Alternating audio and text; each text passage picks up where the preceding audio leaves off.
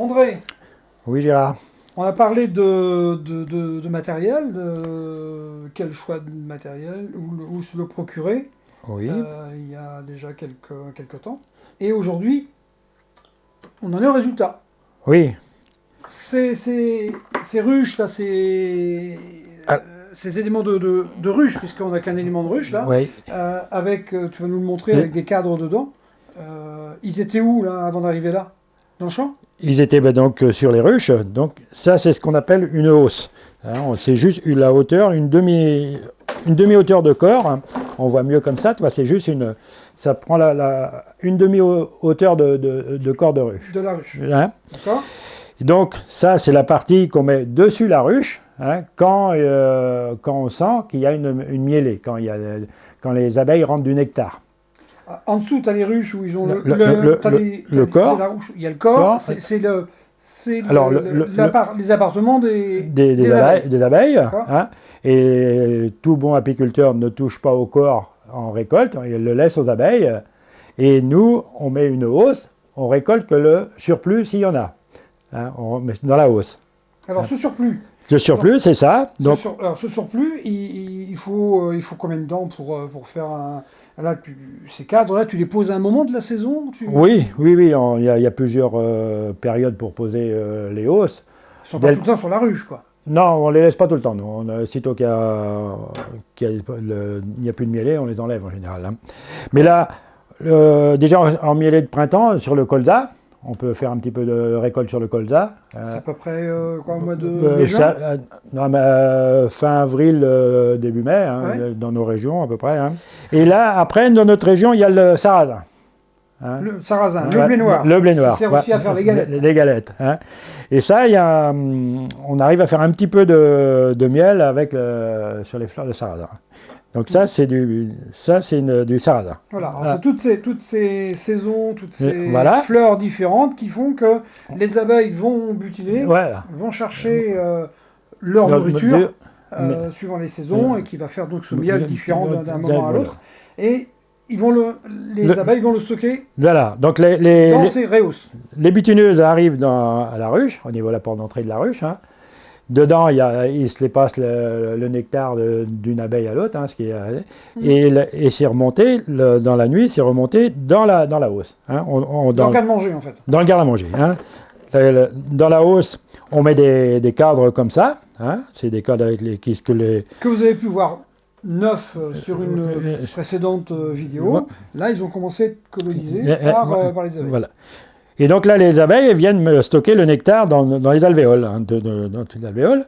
Mais le nectar, il y a du sucre, hein, de la glucose et tout, mais il y a de l'humidité.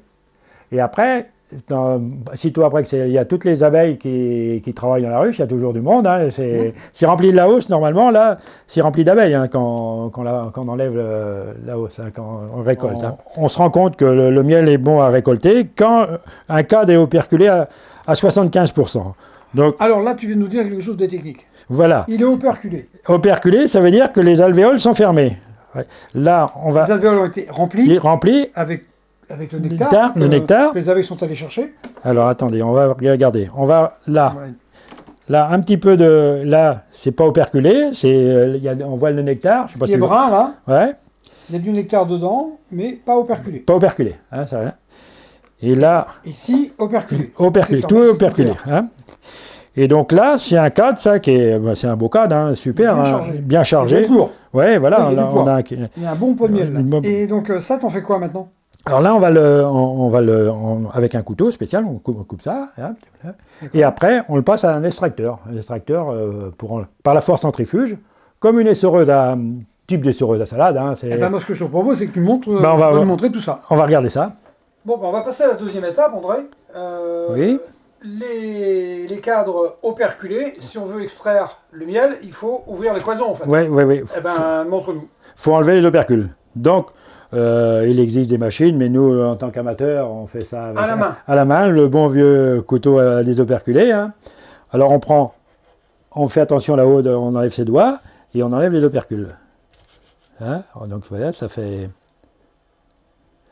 Alors en dessous les opercules pour les récupérer, parce qu'il y a quand même, il reste du miel. Il y a du miel là-dessus. Ouais, on met une bassine. Hein, non, là, ça tombe pas dans l'évier. Non, ça tombe pas dans une bassine. Qu'on va, le miel, les opercules, pardon, on va les mettre à s'égoutter après. On va récupérer le maximum de miel. Hein.